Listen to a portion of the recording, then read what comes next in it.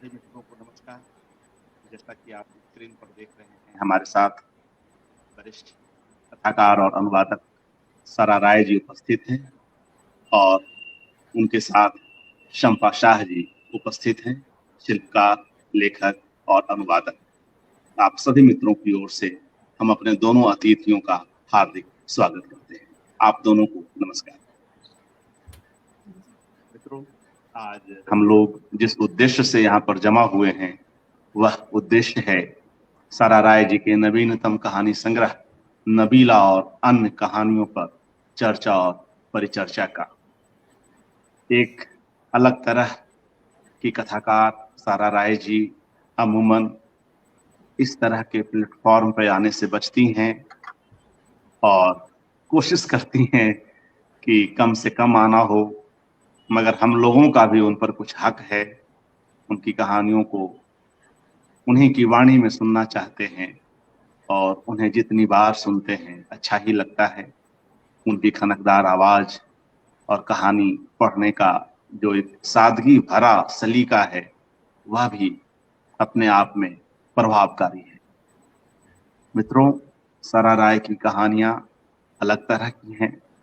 हम सभी जानते हैं घटनाएं जिस तरह से वहां आती हैं, जिन खामोशी के साथ विचार प्रकट होते हैं वह अपने आप में खास हैं। चाहे उनके उपन्यास चील वाली कोठी हो या उनके पहले के संग्रह अबाबिल की उड़ान हो या बियाबान में हो, इन सब में जिस तरह से कहानियों का परिवेश रचा जाता है और जिस तरह से पात्रों की गतिविधियों पर खास तौर से नजर रखते हुए सारा जी अपनी बात रखती हैं, वह हमारा ध्यान आकृष्ट करता है। कई बार हमें लगता है कि इतनी सरल सादगी भरी भाषा में ऐसी उल्लेखनीय और ऐसी टचिंग तरह से कहानी कैसे कही जा सकती है, मगर सारा जी इसे सिद्ध करती है। इस संग्रह में भी ऐसी कई कहानियां हैं जो इसकी पुष्टि करती हैं। सिलसिला कहानी हो या और जो दूसरी कहानियां हैं, सीमा रेखा हो और कम बोलने वाले भाई हो। अब कम बोलने वाले भाई की ही बात कीजिए तो उसके बरक्स ज्यादा बोलने वाले भाई को भी सारा जी खड़ा करती है और उन दोनों के बीच जिस तरह का अंतर नहीं कहिए बल्कि उससे अधिक चारित्रिक जटिलताएं हैं दोनों की बुनावट में, वह खास है। जो कम बोलने वाले भाई हैं वे अपनी जिम्मेदारी से परेशान हैं, उलझे हुए हैं। इसी छत्तीसगढ़ की पृष्ठभूमि में यह कहानी रचित है जहां से मैं अभी आप सभी के साथ बातचीत कर रहा हूं। और वह व्यक्ति यह सोचता है कि उसके जाने से पहले, कहां जाने से पहले, इस दुनिया से जाने से पहले, मरने से पहले वे सारी जवाबदेही पूरी करती जाए। उसे लगता है कि घर के लोग इतने सक्षम नहीं हैं कि जमीन, कागजात, इन सब की समुचित रूप से देखभाल कर सके। वह ऐसा व्यक्ति है, कम बोलने वाला भाई, जो पैदल भी खूब चलता है, जो बाहर कभी नौकरी करता था और अब अपने गांव में रहता है। होम्योपैथ का जो अभ्यास है, होम्योपैथ की जो उसकी प्रैक्टिस है, वह उसका जानकार नहीं है, मगर कहीं ना कहीं वह अपनी समस्याओं के साथ और गांव वालों की समस्याओं के साथ, उनके स्वास्थ्य की समस्याओं के साथ इस तरह से एक मेव है कि वह उसे भी साथ लेता है। बीमार पत्नी है, उसकी देखरेख करता है। और जो ज्यादा बोलने वाले भाई हैं, किस तरह से उनकी मानसिक स्थिति उस तरह से सुदृढ़ नहीं है, मगर कहीं भी कहानी में यह वाणी, यह स्वर, यह टोन स्पष्ट नहीं है। सारा राय के कहानीकार की विशेषता यह है कि वह कई बार अपनी कहानियों को खुला छोड़ देती हैं। उनके अंत भी खुले हुए हैं और जो समस्याएं हैं वह भी कुछ इस तरह से आती हैं कि अगर बहुत ध्यान से आप न सोचें तो उनमें से समस्याओं को समझना भी इतना आसान नहीं है।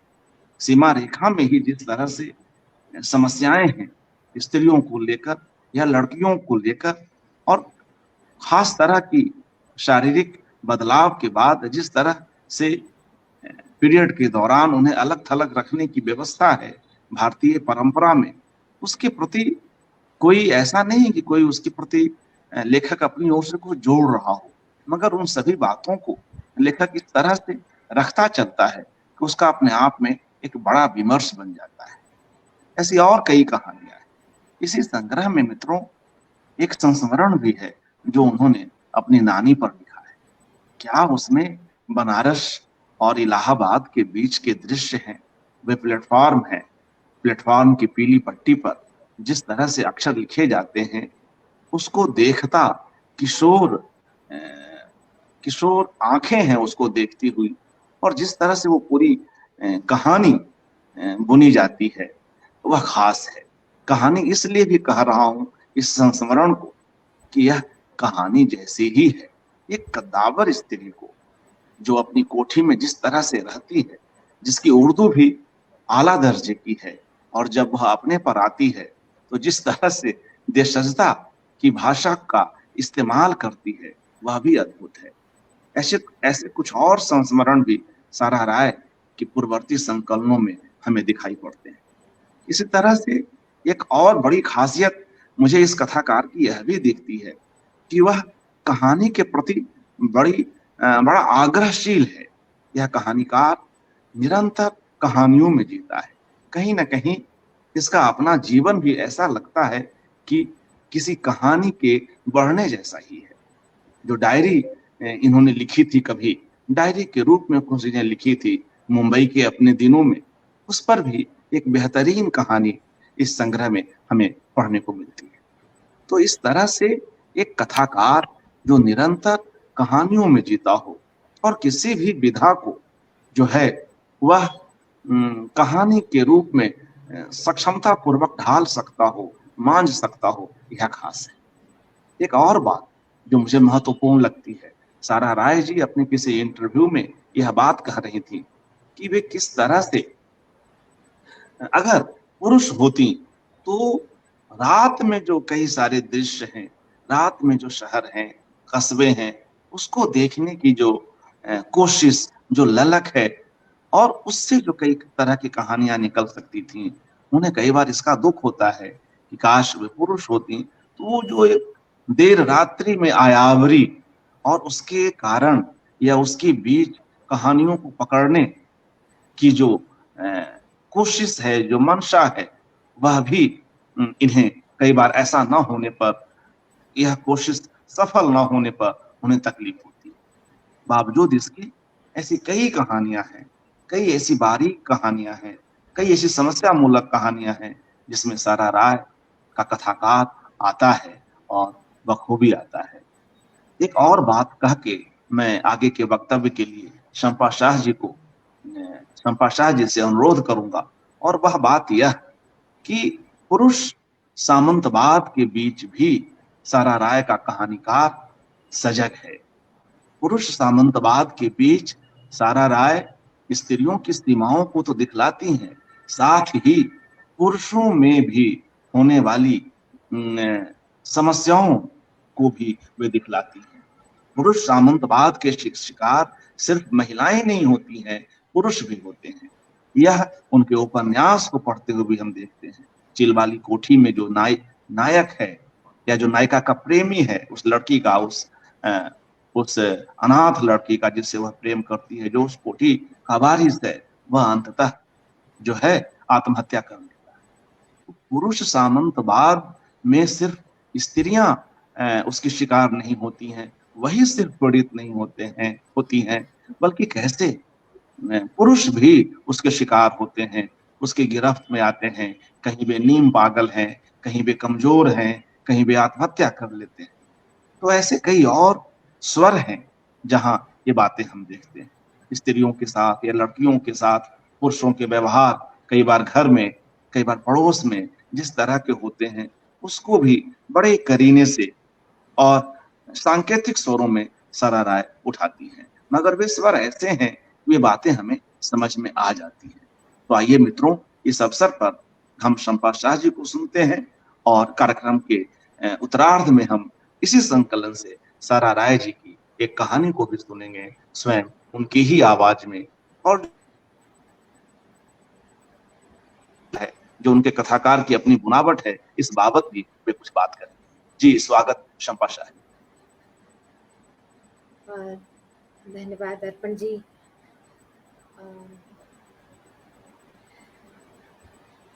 सारा जी को पहले तो इस कहानी संग्रह के लिए बहुत बहुत बधाई। बल्कि उनसे अधिक तो हम तमाम हिंदी के और तमाम दूसरी भाषाओं के पाठकों को इस संग्रह के लिए बधाई, क्योंकि मैं समझती हूँ तो इसी साल ये राजकमल प्रकाशन से छपकर आया है, और ये संग्रह इतना अपने वैविध्य से इस कदर चौंकाता है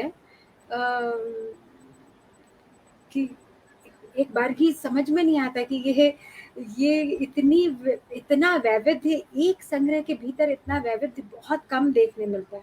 और ये वैविध्य एक तरह का नहीं है, यानी कि इसमें हर तबके के किरदार की कहानियां हैं, हर तबका इसमें मौजूद है, हर वय मौजूद है, बच्चों से लगा के किशोर वय, युवा और फिर बुजुर्ग। इसी तरह से हर मिजाज की कहानी मिलेगी, हर अंदाज की कहानी मिलेगी। बहुत ही संजीदा, बेहद संजीदा कहानियां हैं। तो कुछ इतनी चुलबुली और ऐसी गुदगुदाने वाली कहानियां हैं कि जब मैं उन्हें पढ़ रही थी तो मतलब मैं अकेले कमरे में जोर जोर से हंसते हुए मैंने खुद को पाया।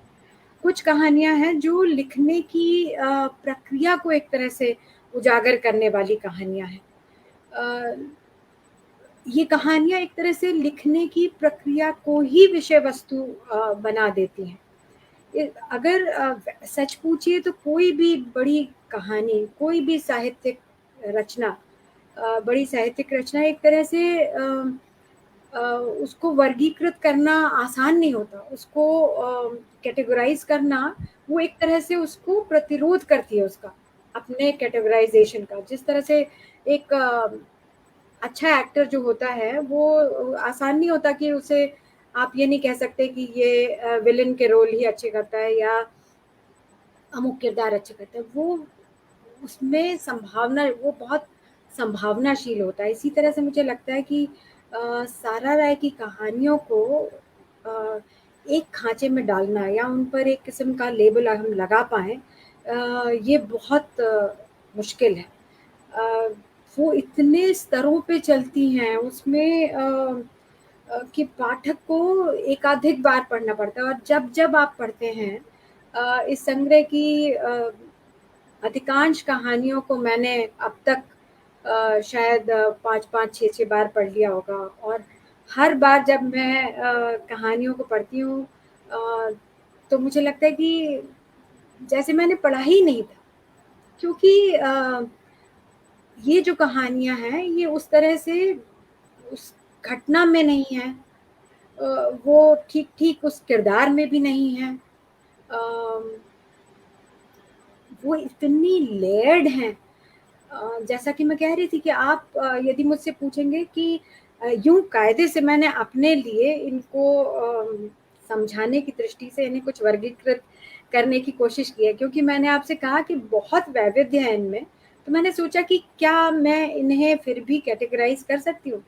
तो जो मोटे तौर पे सारा जी की तमाम कहानियाँ, ख़ास तौर पे इस संग्रह की और इसके पहले की भी, इनमें सब में एक किस्म की जो गूंज है, वो एक बड़ी गूंज पैदा होती है। एक सामान्य सी घटना, एक अ, एक सामान्य सा दृश्य या सामान्य सा किरदार अचानक से जो उसकी कथा जो अनफोल्ड होती है, खुलती है, वो उसकी गूंज इतनी बड़ी होती है उस कहानी से कई गुना, वो जो मूल कहानी का तत्व है उससे इतनी गुना गूंज होती है।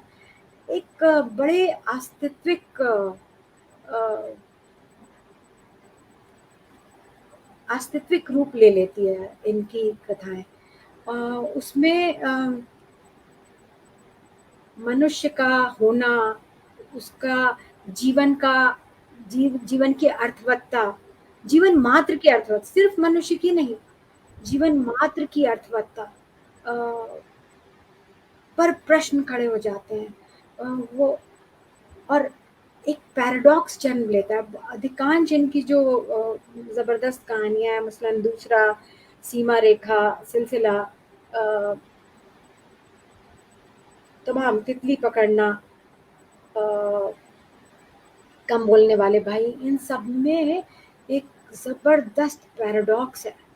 और जैसे मैं आपसे कह रही थी कि इसमें जो जिनमें अस्तित्विक प्रश्न उठते हैं, मुझे लगता है कि दूसरा, सिलसिला, अक्स नाम की एक कहानी है जो अपने बनावट में, अपने स्ट्रक्चर में एक तरह से एक्सपेरिमेंटल है। पूरी कहानी दरअसल एक वाक्य है, एक लंबा वाक्य है।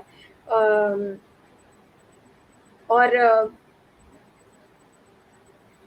कैसे इस कहानी में दरअसल कहना चाहिए कि जो इसकी जो नायिका है, वो एक दूसरे देश में, एक बिल्कुल अनजान चिली में, एक शहर में होते हुए भी अपने को अपने ही शहर में, अपने ही घर, अपनी ही चीज़ों से घेरा पाती है। कैसे ये जो टाइम और स्पेस के जो कंस्ट्रक्ट हैं, वो कैसे कैसे हम अपने भीतर उसे कैरी करते हैं, इसको भी ये बात लाती है। और बहुत ही छोटी सी कहानी है, 3 पन्ने की कहानी है, लेकिन बड़ी आस्तित्विक प्रश्न के रूप में आती है।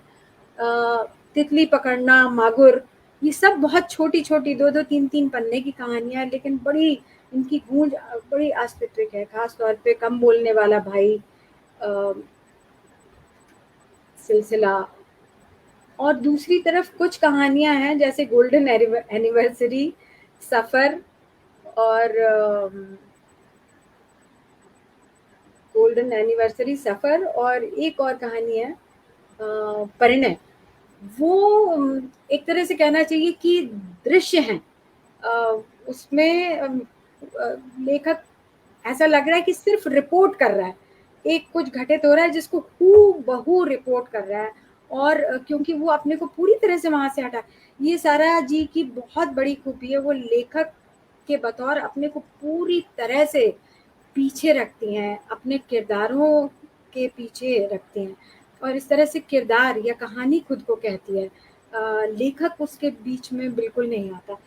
अम, मैं समझती हूँ कि मैंने इन कहानियों पे अलग तरह से नोट्स लिए हैं, तो संभवतः उन नोट्स में से मैं कुछ पढ़ूँ तो वो बेहतर रहेगा।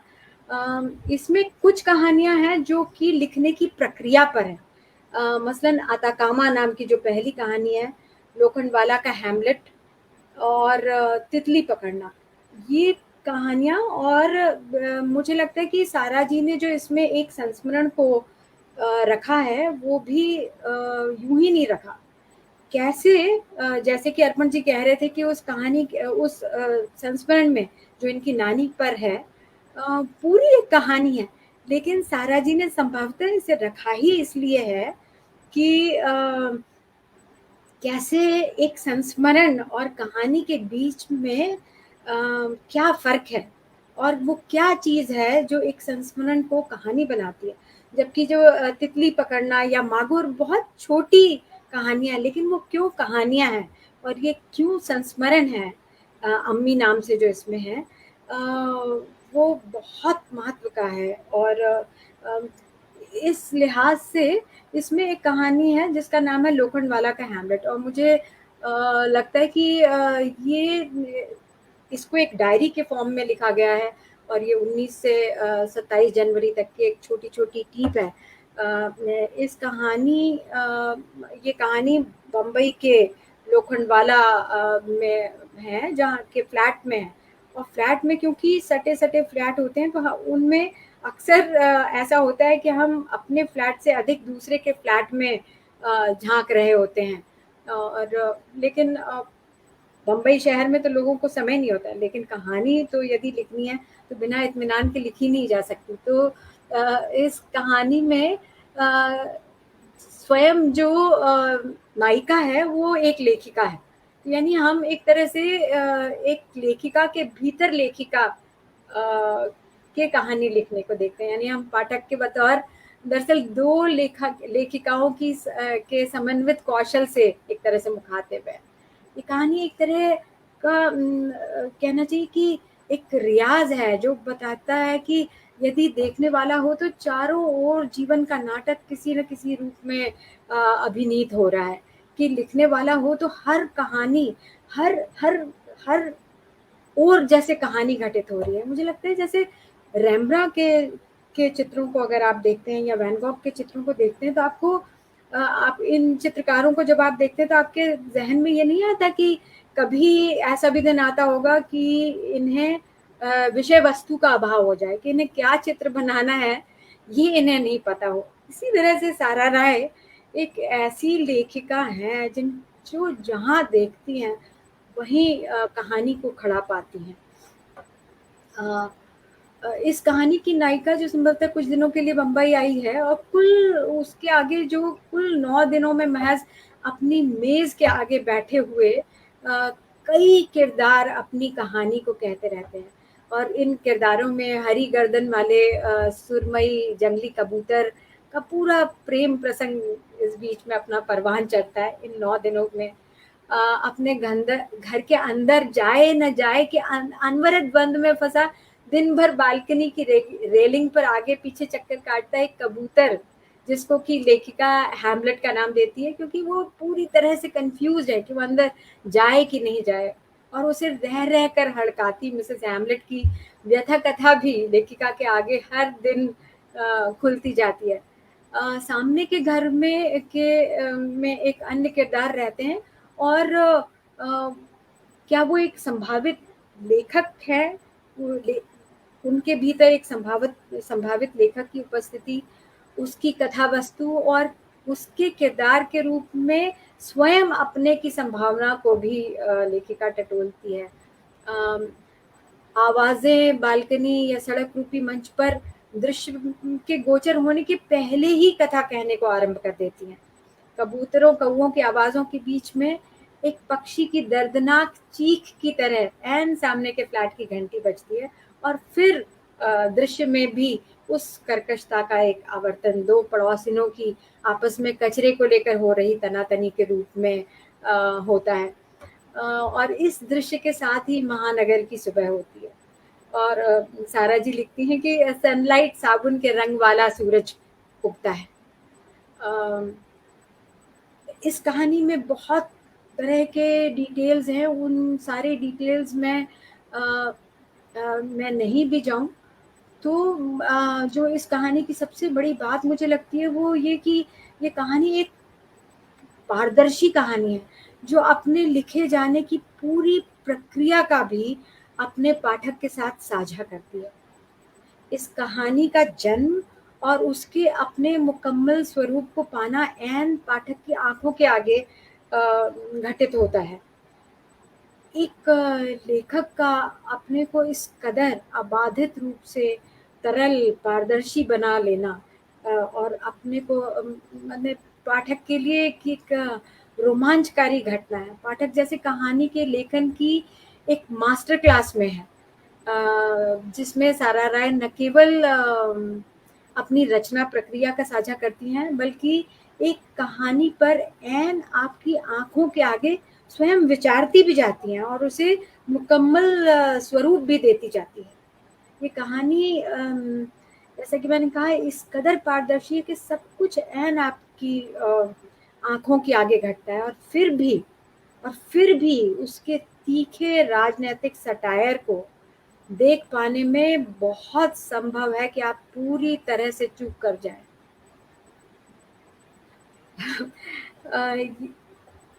आपको याद है कि लोक कथाओं में वे चोर हुआ करते थे जिनकी ख्याति होती थी कि वे आपके आँख का अंजन चुरा कर ले जाएं और आपको पता न चले।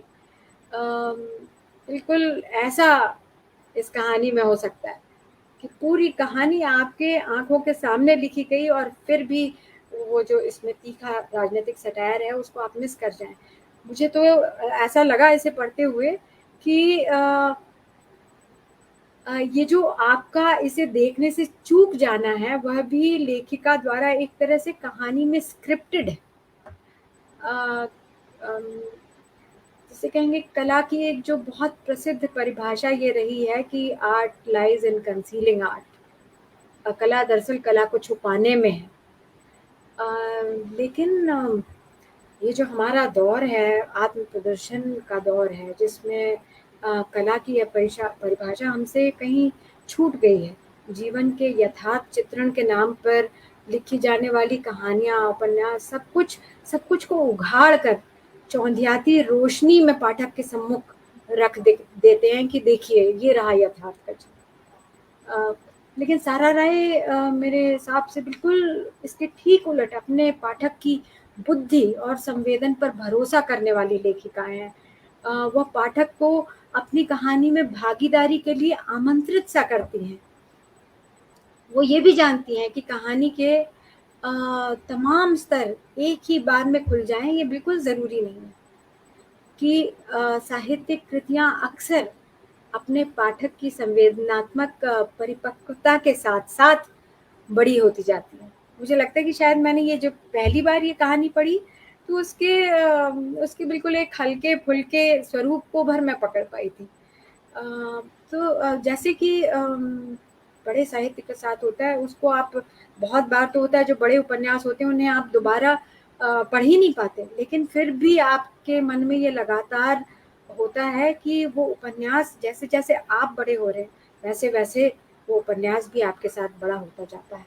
या कहना चाहिए कि उस उपन्यास के साथ आप बड़े होते हैं। वैसा ही इन कहानियों के साथ भी है। इस संग्रह में एक कहानी है जिसका नाम है दूसरा। ये बहुत ही बारीक ब्योरों की कहानी है। इसमें एक मोहल्ला है जिसकी बजबजाती नालियों से उठती सड़ांध है। बिजली के असंख्य काले तारों से कटा-फटा तार-तार आकाश है। घरों के भीतर के अंधेरे कमरों में रहने वाले लोग या तो विक्षिप्त हैं या फिर उन पर सयानेपन का पहाड़ है या फिर एक अजीब-सी विक्षिप्ति ने उन्हें घेर लिया है।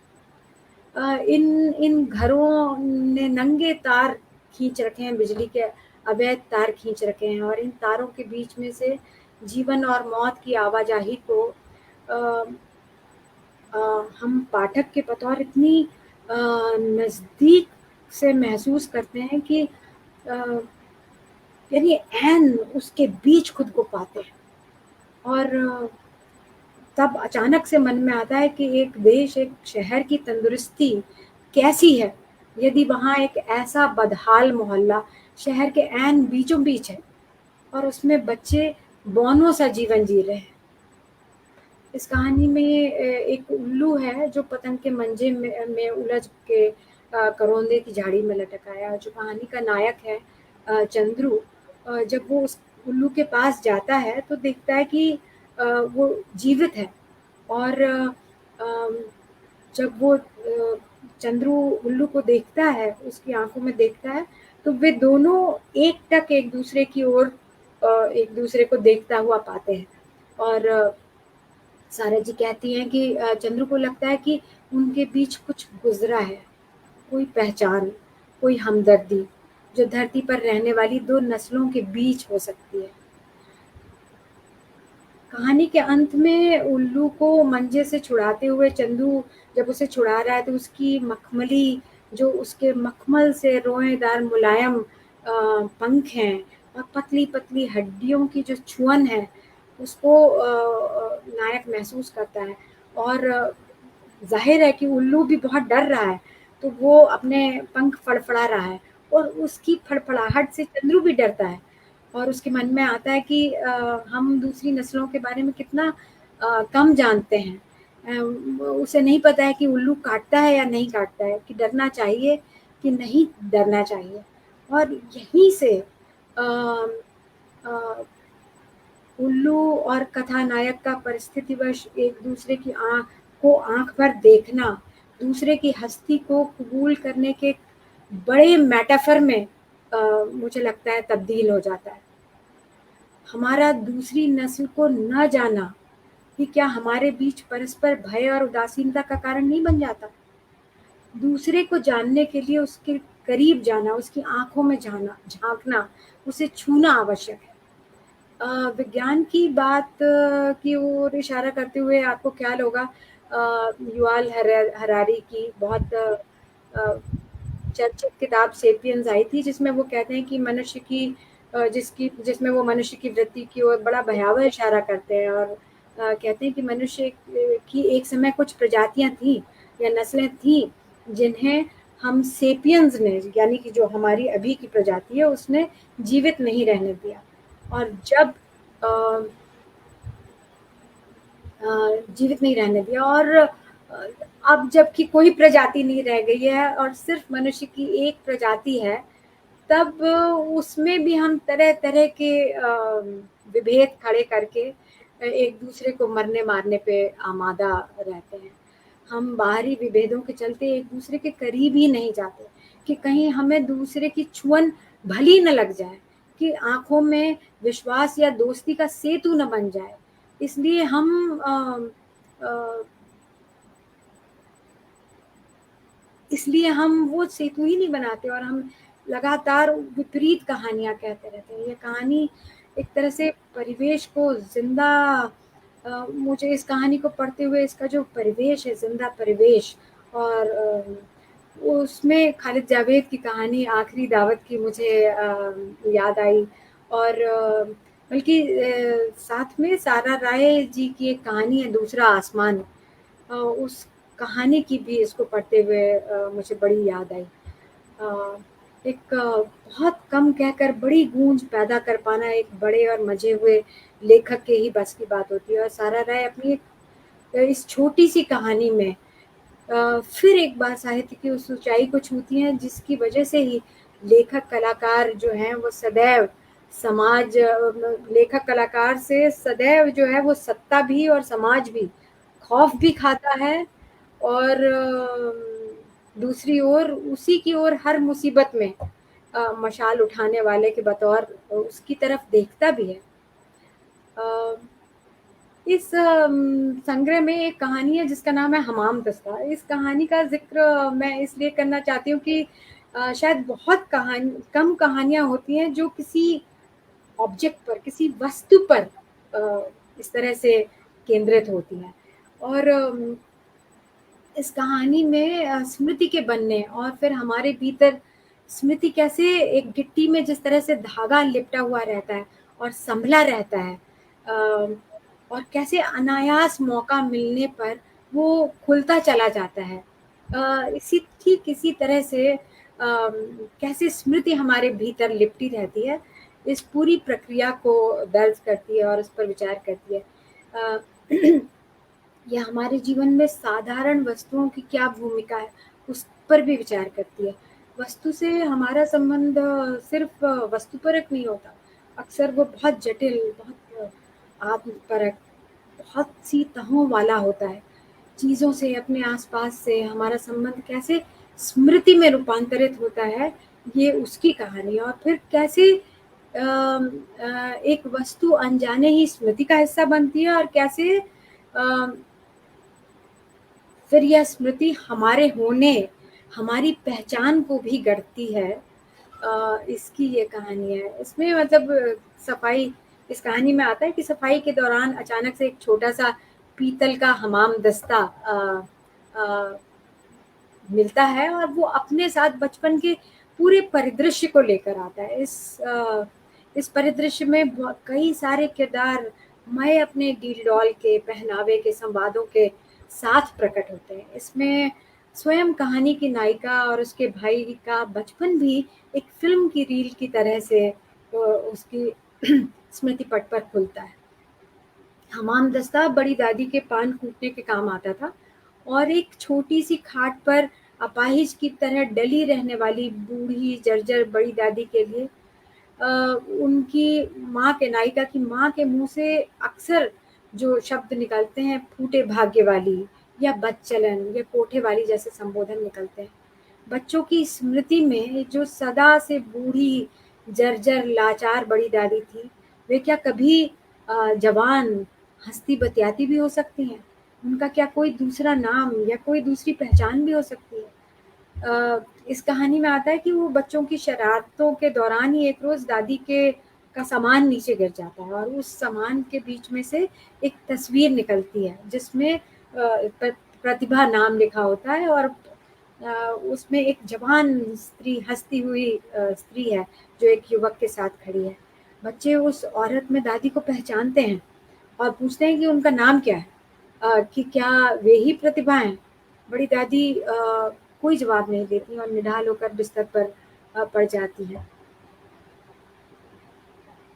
और एकदम से मन में उठता है कि एक ही जीवन में देखिए कि अक्सर कितने जीवन छुपे होते हैं। तब तक बच्चों को अपनी दादी का एक ही रूप पता था। कथा की बड़ी दादी अ, कभी कभी जो पहचान रही थी वो बाद के दिनों में पूरी तरह से गुम हो गई थी। अब वो एक गुमनाम, अपंग, दूसरों पर बोझ बनी बुढ़िया थी, जिसकी तस्वीर की युवा सुंदर हंसती हुई प्रतिभा से क्या लेना देना था।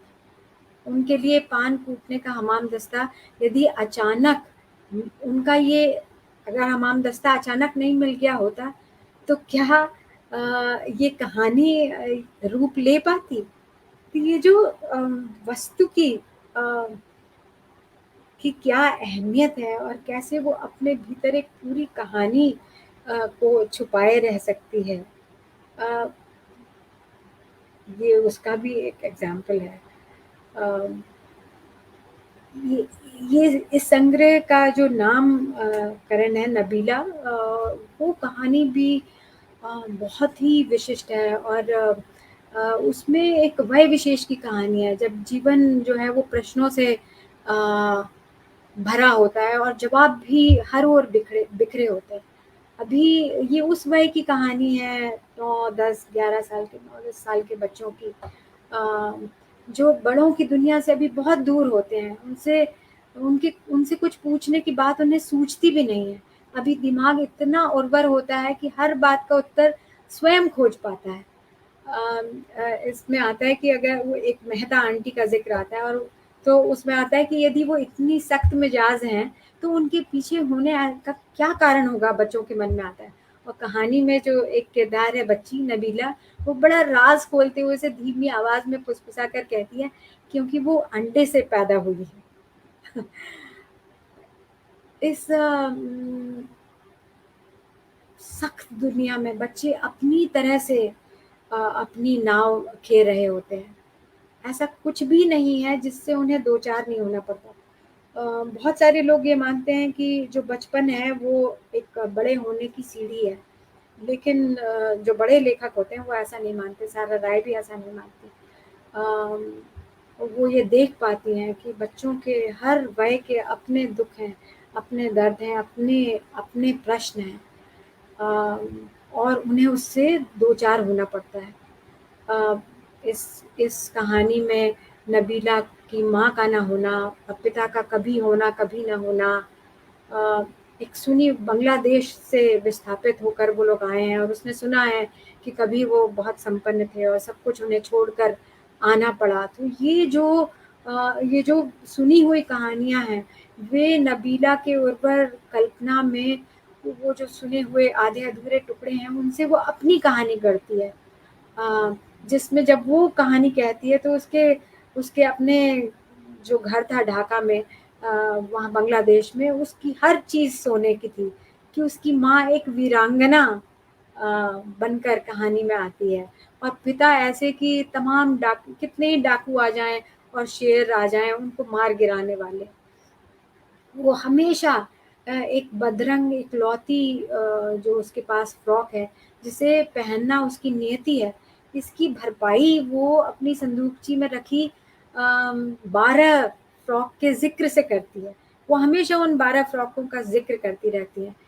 अ, नबीला का जो किरदार है उसके पास हर प्रश्न का उत्तर है। उसे अपने सारे क्योंकि उसके उसे अपने सारे प्रश्नों के उत्तर स्वयं खोजने होंगे। उसके लिए कोई दूसरा ये काम नहीं करेगा। बांग्लादेश के एक शरणार्थी की बेटी नबीला, अ, एक मेहता आंटी का कैरेक्टर है जिनके यहाँ वो काम-काज करती है। वो जिंदगी के तमाम प्रश्नों के उत्तर खोज लेती है, लेकिन एक सोफा शब्द का सही उच्चारण नहीं सीख पाती, किसी भी तरह से नहीं सीख पाती। सारा राय की कहानियों में जैसे एक भी वाक्य लेखक अपनी ओर से अलग से नहीं जोड़ता। उनकी कहानियां एक तरह से उनके किरदार लिखते हैं। लेखक अपनी ओर से इन किरदारों की कथा या उनके बारे में यानी अपने विचार बिल्कुल नहीं जोड़ता। ये इतनी बड़ी बात है इतने कि इसके महत्व को समझाना बहुत मुश्किल है। एक लेखक जाहिर है बुद्धिमान होता है, संवेदना का धनी होता है, इनके होते हुए भी वो इनका इस्तेमाल ना करे, उन्हें जज्ब करके रखे ताकि सिर्फ किरदार बोले। ये बहुत मेरे हिसाब से विरल खूबी है, ख़ास तौर से एक ऐसे दौर में जब सब कुछ के देखने और दिखाने पर इतना ज़ोर हो। नबीला जो नामक कहानी बच्चे कैसे संसार को धीरे-धीरे स्वयं समझते हैं, इसका एक गज़ब का दस्तावेज है। बच्चे जो है हौज में मेढकों को वो नए मेढक बनाते देखते हैं। वे हिजड़ों के बारे में विचार करते हैं और विचार कर रहे हैं, और तभी तो नबीला जो है वो बताती है कि जब हिजड़ा मरता है तो उसे कब्र तक पैदल लेकर जाया जाता है। बिरादरी वाले झाड़ू से मुर्दे को पीटते भी हैं, ये वो बताती है। वो लगातार गढ़ती चलती है कथाएं। बच्चे नबीला के मार्फत जो दूसरे बच्चे हैं कहानी के, वो नबीला के मार्फत विस्थापन को समझ रहे हैं बिल्कुल अपनी तरह से। विस्थापन क्या होता है वो शायद बाद में पढ़ेंगे, तब पढ़ेंगे, लेकिन जो समझ उनकी असल बन रही है वो नबीला की कहानियों से बन रही है। नबीला उनके जीवन में न जाने कहाँ से अचानक आती है और फिर एक दिन कहानी में उतने ही अनायास उस अपने पिता गफ्फार के साथ सदा सदा के लिए चली जाती है। सारा राय बिल्कुल एक मूर्तिकार की तरह से, जो कहा जाता है ना कि जो हेनरी मूर ने कहा था कि वो जो एक्स्ट्रा होता है उसे हटा देते हैं। मुझे ऐसा लगता है कि सारा राय उस तरह की कारीगर हैं, मूर्तिकार हैं, जो बस जो उस पे से कुछ एक्स्ट्रा है बस उसको हटा देती हैं और बतौर लेखक पूरी तरह से अदृश्य रहती हैं। पाठक पर अलग तरह से ना अपनी भाषा का जादू चलाती हैं, ना कोई ऐसे बिंब आते हैं जिन पर अलग से आप बात। सारा राय की कहानियों में अलग से भाषा पर भी बात करने की आपकी इच्छा नहीं होती। हर कहानी की अपनी भाषा भी है। अ, वे अपनी कहानी के पीछे खुद को पूरी तरह से ओट कर लेने का, पीछे छुपा लेने का महारत सारा राय ने हासिल किया है। इसलिए इस दृष्टि से ये कहानी मुझे बिल्कुल अद्वितीय लगती है। इस संग्रह में एक कहानी है सीमा रेखा।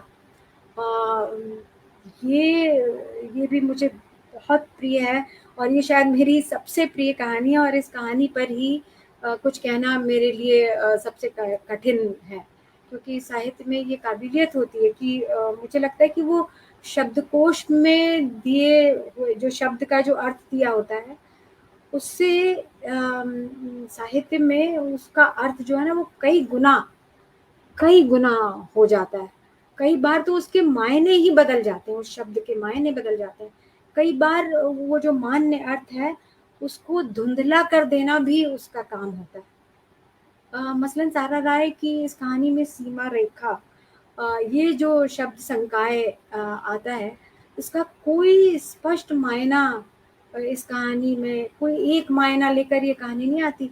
हर मोड़ पर सीमा रेखा, जब मैंने इस पर सोचा कि इसका नाम इन्होंने सीमा रेखा क्यों रखा है, तो वो इतनी तरह की सीमा रेखाएं फिर मुझे कहानी के भीतर उपस्थित होती दिखी। और वो मतलब इतना अर्थगर्भित अचानक से ये नाम हो गया, जैसे कि समूचे जीवन की विसंगति, उसके पैराडॉक्स बस इन 2 लफ्जों में जैसे कि समा गए। इस कहानी में पड़ोस में रहने वाले एक परिवार की बच्ची के बारे में है, जो साथ के घर में रहने वाली एक दूसरी बच्ची, अन्य बच्ची के द्वारा कही जा रही है। बचपन और किशोरावस्था की वय संधि पर यह हिंदी की बेजोड़ कहानी है। ये जो वय संधियाँ होती हैं, 2 उम्र के बीच की ये जैसे समय दिन के बारे में भी कहा जाता है ना कि जो शाम है या जब भोर का जो समय होता है, ये सबसे कठिन समय शाम का, जब 2 बेलाएँ मिलती हैं। इसी तरह जब 2 वय मिलते हैं, ये जो काल होता है, यह जो समय का खंड होता है, ये सबसे मुझे लगता है कन्फ्यूज़ करने वाला, उलझन भरा होता है। अ अ, उसकी मतलब सारा राय की ये जो वय संधि के जो इलाका होता है, सारा राय की उस पर ज़बरदस्त पकड़ है। पिछले कहानी संग्रह जो उनके थे, उनमें भी ऐसी बहुत सी कहानियाँ मुझे याद आती हैं। इस कहानी में जैसे जीवन में होता है कि वैसे तो कई बार कोई बदलाव ही नहीं आता। कभी-कभी एक जीवन एक ही मकान में पैदा होता है और फिर वहीं पे ख़त्म हो जाता है। लेकिन अ, कभी-कभी एक ऐसा दिन भी होता है, मसलन लड़की के जीवन में जो माहवारी का दिन होता है, पहला दिन, जब पहली बार जीवन में वो दिन आता है, तो जीवन की वो जीवन की सारी समझ को उसके अभी तक के अनुभव को आमूल-चूल बदल देता है। अ, एक जैसा कि मैंने कहा है, मतलब यहाँ पे भी लेखिका अपनी ओर से कुछ नहीं कहती। उसके द्वारा रचा गया जो परिवेश है, वो कथा के अनुभव को बिल्कुल प्रगाढ़ करता चला जाता है। ये जो पड़ोस का घर है, वो उसका अजीब इतिहास, जिसमें घर में रहने वालों वो ऐसा इतिहास है जिसका उस घर में रहने वालों से कोई नाता नहीं है। वे उसके सिर्फ़ केयर टेकर हैं और गुज़रे वक़्तों की वे तमाम चीज़ें जिनमें उसमें रहने वालों वाले परिवार का कोई नाता नहीं है। एक करौंदे की झाड़ी है जिससे गुज़र कर बच्चे आना-जाना करते हैं। बाद में वो जब झाड़ी नहीं रह जाती, जब वो कोई सीमा रेखा नहीं रह जाती, तब उन 2 परिवारों के बीच में आना-जाना ही खत्म हो जाता है। अ, मतलब इत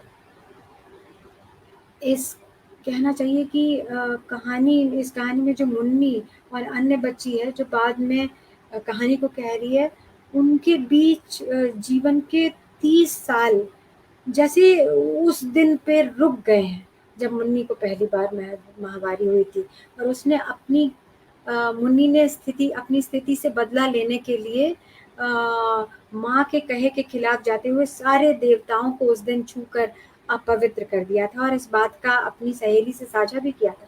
लेकिन फिर सहेली से कहा था कि अपनी माँ को बताना मत। और 30 वर्षों के बाद जब मुन्नी और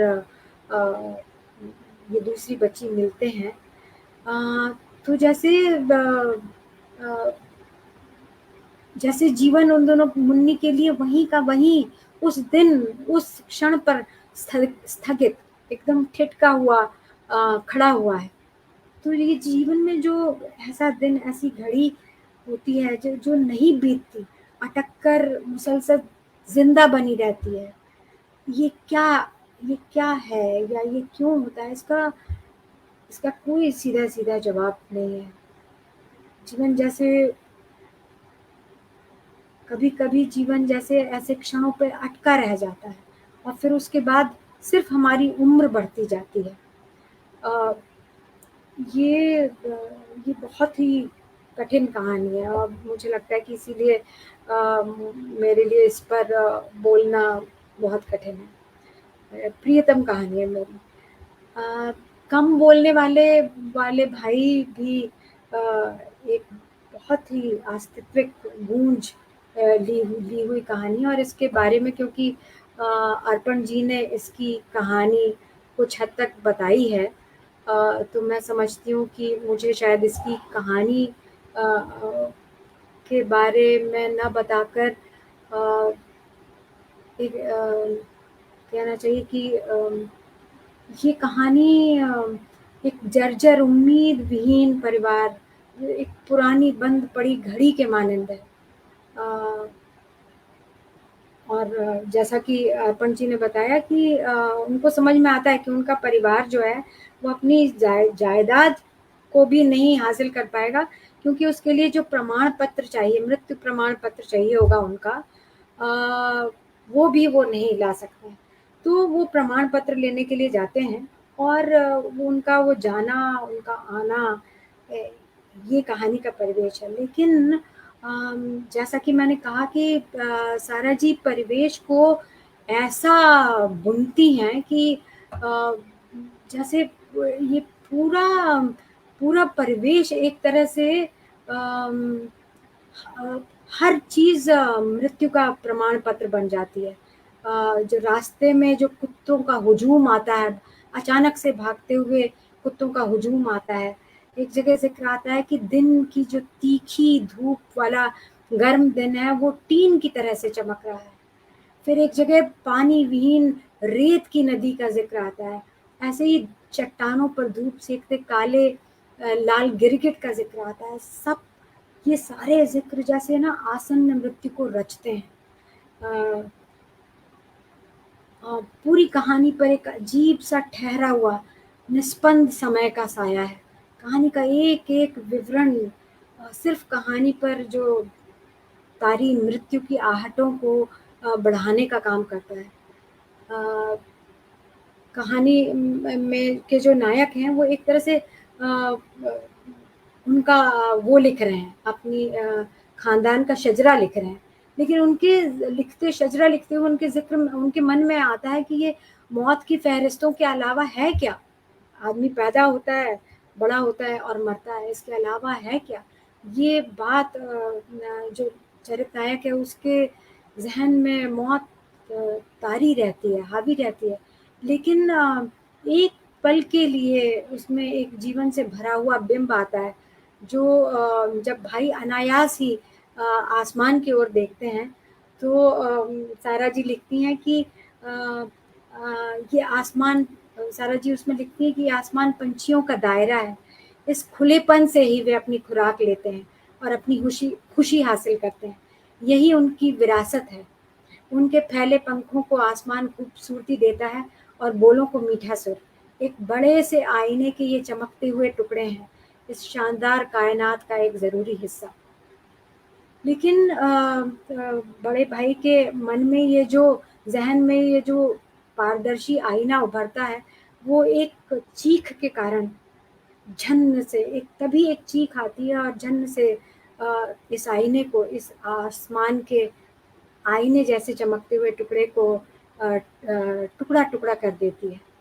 तालाब में एक लाश मिली है, और ये उसी व्यक्ति की होती है जो अभी कुछ देर पहले भाई से दवा लेने के लिए, जो वो होम्योपैथी के डॉक्टर हैं, उनसे दवा लेने के लिए आया था। एक इस कहानी को पढ़ते हुए महसूस होता है कि एक बड़ी कहानी में यूँ कोई बड़ी कथा नहीं होती। मामूली से लोगों के साथ घटती कोई बेहद मामूली सी बात, एक अजीब तरह से आपके जीवन के स्वभाव, उसकी विसंगतियों, उसके अल्प, संक्षिप्त, आधे-अधूरे, अनर्गल होने ना होने पर सोचने, ठहरने को बाध्य करती है। क्या अर्थ है बहुत कम बोलने वाले भाई के इस परिवार के दूसरे लोगों के जीवन का? आप अगर ये कहानी पढ़ेंगे तो आपके मन में ज़रूर आएगा। कोई मायना नज़र नहीं आता उनके जीवन में। क्या अर्थ होगा उस आदमी के जीवन का जिसकी हत्या कर दी गई? क्यों? क्या यूँ मारे जाने के लिए ही उसने जन्म लिया होगा? क्या अर्थ है किसी भी जीवन का? अ, किंतु इस सब के बीच वो आईने से अपारदर्शी आसमान, मैंने कहा था ना कि वो जक्सटापोज़ करती हैं, एक पैराडॉक्स खड़ा कर होता है उनके यहाँ कहानियों में। ये जो पारदर्शी आसमान है और उसमें चक्कर काटते लगाते पंछी हैं, जैसे नायक ने देखा था। और फिर कहानी के अंत में धरती पर फैली अंधेरी रात का ज़िक्र आता है, जिसमें जुगनुओं की झमझमाती चादर में से 8-10 जुगनुओं का अलग होकर चिंगारियों की तरह हवा में उड़ना। जिसे जो नायक है वो आँख बंद करके लेटा हुआ है, वो ये नहीं देखता। और पूरी कहानी कुछ नहीं कहती, बस एक अजीब-सा एहसास पढ़ने वाले पर, हम पाठकों पर उतर आता है, जिसमें जीवन के अर्थवान या अर्थविहीन होने के बहुत से बहुत करीब से गुज़रने का एहसास आपकी त्वचा पर रेंगता महसूस होता है। अम एक और कहानी है जिसका ज़िक्र मैं थोड़े कुछ विस्तार से करती हूँ और फिर मैं समझती हूँ कि सिलसिला नाम की एक कहानी है। ये भी बहुत बड़ी गूँज ली हुई कहानी है। इस कहानी में मुग़ल बादशाहत के दौर का बाग है, उसमें बने हुए मकबरे और उसमें कब्रें हैं। और कहानी उस ऐतिहासिक बाग में काम करने वाली एक साधारण से बागवान की है, जो जन्म से ही हकलाता है। और युवा दिनों में वो दिलीप कुमार का फ़ैन था, मुरीद था और उनके संवाद की अदायगी करने की कोशिश करता है, उनकी तरह से चलने की कोशिश करता है।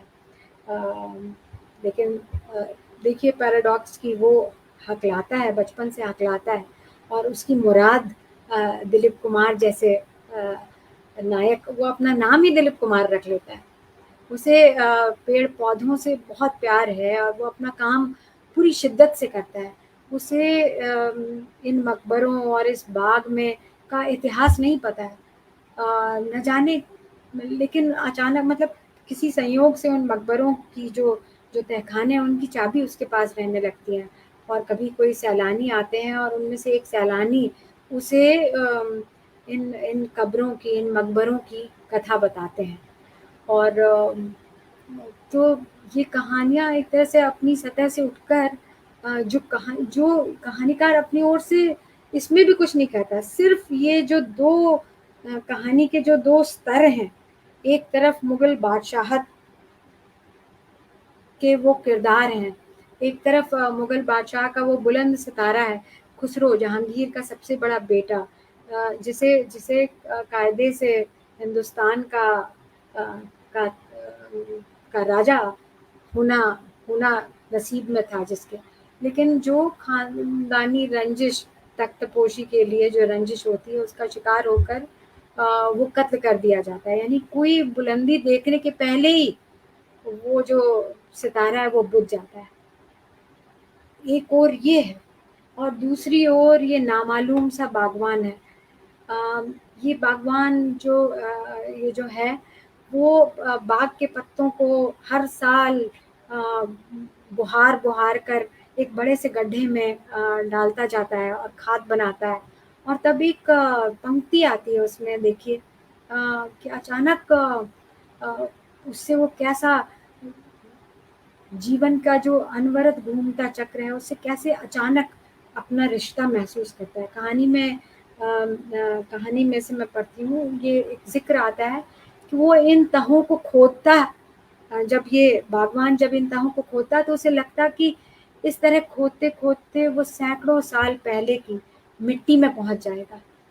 इस ख़्याल से वो अपने को लगातार होते हुए एक बहुत भारी सिलसिले से जुड़ा हुआ महसूस करता है। उसके अंदर से एक गहरी शुक्रगुज़ारी की साँस उभरती कि इस बराबर होते हुए सिलसिले का, इस गढ़ने और नई ज़िंदगी फूटने का वह भी एक हिस्सा है, कि चीज़ों के पैदा होने और मरने के सिलसिले में उसका भी हाथ है। अब ये देखिए, इस प्रकार एक कहानी में एक ज़बरदस्त पैराडॉक्स, एक एक मूल विपर्यय पैदा होता है। एक और जीवन की एब्सर्डिटी उभर कर आती है, जिसे हिंदुस्तान की हुकूमत का बादशाह होना था, अ, वो तख्त-नशीनी की आपसी रंजिशों का शिकार हो बिना चमके ही कब्र के अंधेरे तहखानों में बंद हो जाता है। और दूसरी ओर जीवन की मूल्यवत्ता का एहसास एक अनपढ़, अदने से बागवान को अपने अपने ही कर्म को शिद्दत से करने से होता है। यूँ एक सामान्य से किरदार की कहानी बड़े बहुत बड़े अर्थ की संवाहक बन जाती है। वो अपने पैराडॉक्स से, ये कहानी अपने पैराडॉक्स से हमको झकझोरती भी है, और कहीं एक बहुत बड़ी तसल्ली भी मुहैया कराती है। जीवन के अटूट कालातीत सिलसिले से हमारा भी एक कड़ी के रूप में उससे जुड़ा होना, फिर भले ही ये कितनी ही अदनी सी कड़ी क्यों ना हो, एक बड़ी अर्थवत्ता प्रदान करती है। इस कहानी को पढ़कर मुझे चेखोव की एक मेरी बहुत प्रिय 2 कहानियाँ बहुत याद आईं, द बिशप और द स्टूडेंट। ये जो ये जो एक अनंत काल से खुद का जुड़ा हुआ महसूस होने का ये जो भाव है, ये कहानी उसको बड़ी शिद्दत से महसूस करवाती है। एक और बात इस कहानी में बड़ी मायके की आई है, जो ये होती है, इस कहानी में आता है कि जो लोग उम्र भर दिमाग का इस्तेमाल नहीं करते बल्कि अपने हाथ पैरों से काम करते हैं, जिनका पूरा जीवन मजदूरी में या अपने हुनर को करने में जाता है, वो सोचते कैसे हैं? क्या उनके भीतर कोई सवाल नहीं उठते होंगे अपने जीवन को लेकर? उनमें से वे राह कैसे खोजते हैं? और कहानीकार इसमें बड़ा सुंदर कहता है, बार-बार इसमें ज़िक्र आता है कि बागबान ने ये जो विचार किया, ये अपने दिमाग से नहीं किया, ये उसके पूरे शरीर ने, उसके हाथों ने विचार किया। इसमें जो छोटी कहानियाँ हैं, मागुर और तितली पकड़ना, अक्स, ये भी अद्भुत कहानियाँ हैं। पकड़ने वाली कहानी भी, जैसा कि मैंने कहा, कहानी लिखने उसमें वो जो लेखक है वो कहता है कि अब मैं भाषा का जाल, मछली पकड़ने की बात, मछली नहीं, तितली पकड़ने की बात चल रही है। गिरे हुए पत्ते जो अचानक से तितली में बदल जाते हैं, और तितलियाँ हैं वहाँ पे, और तितलियों का ज़िक्र आता है, और फिर वो कहती हैं, लेखक कहता है कि भाषा का जाल मैं अब डालूँगी। कुछ और भी कहानियाँ हैं जो बिल्कुल किसी भी कैटेगरी में नहीं आती।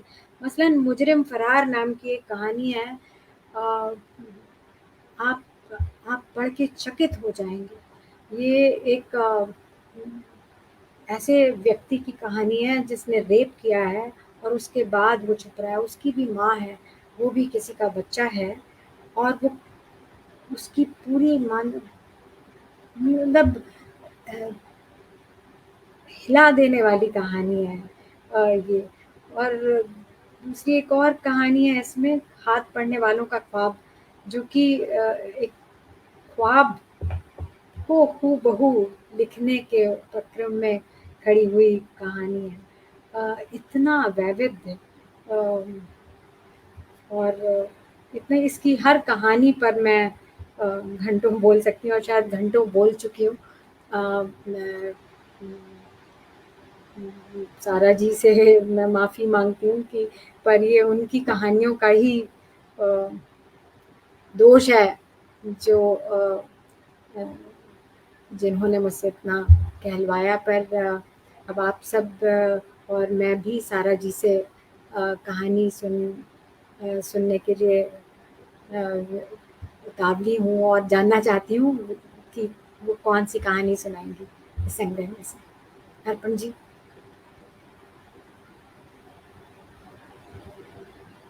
जी, शुक्रिया शंपा शाह जी। मित्रों, जिस तरह से शंपा शाह जी ने विस्तार पूर्वक इन कहानियों पर चर्चा की, मुझे लगता है कि उससे इन कहानियों के साथ न्याय हो सका, और जो भी लोग इन कहानियों को पढ़ना चाहेंगे उन्हें भी इससे सुविधा प्राप्त होगी।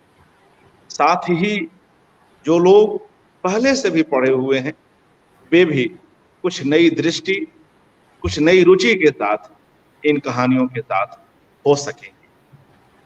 बहुत ही अच्छा लगा।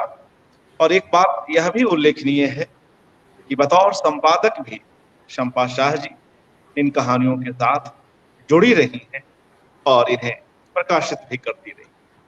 यहाँ संग्रह की लगभग अधिकांश कहानियों पर चर्चा हुई। हमाम दस्ता जैसी कहानी पर भी विस्तार से शंपा जी ने बात की। और मित्रों, हमाम दस्ता जैसी कहानी कहानी तो है ही, अपने नाम में भी, अपने संकेत में भी प्रतीक के माध्यम से ऐसी वस्तुओं और उससे जुड़ी यादों को हमारे समक्ष जीवंत कर देती है।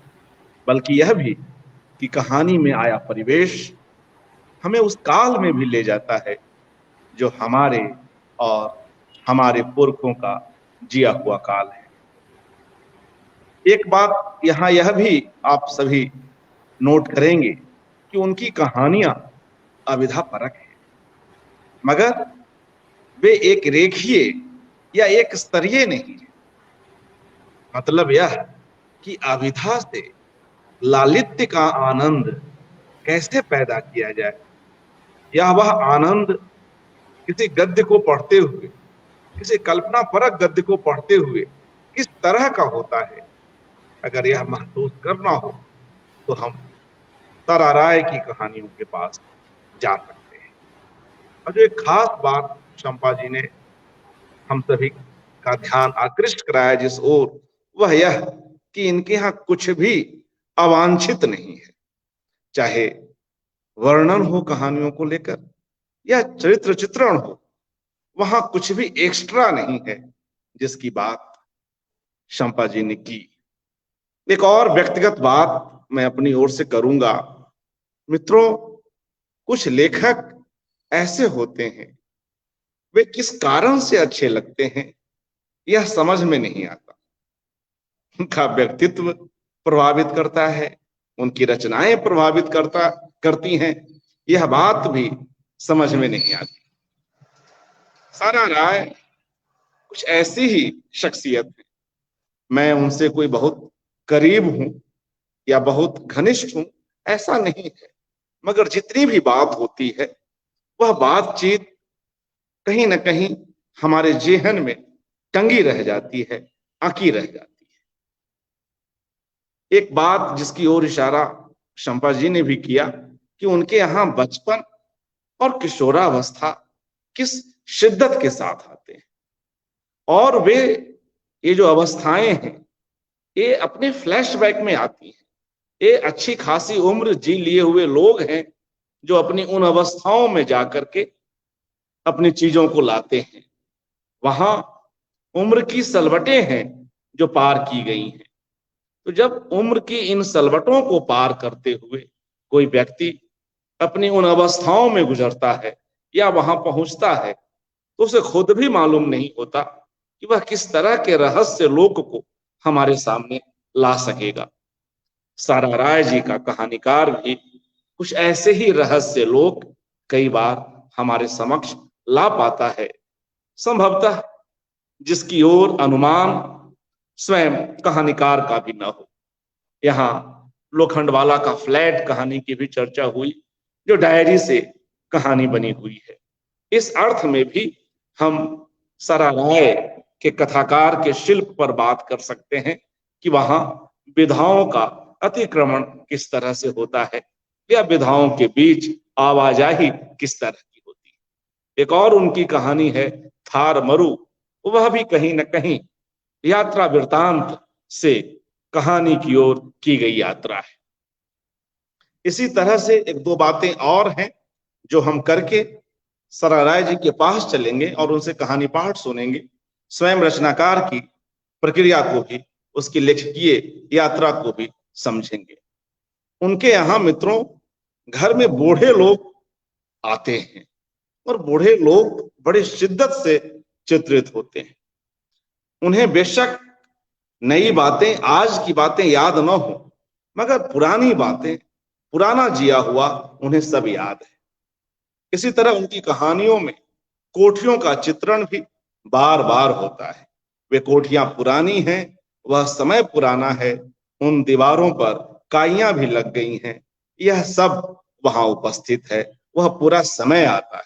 अगर पुराना परिवेश है तो वह कैसे अपनी संपूर्णता में आ सकता है।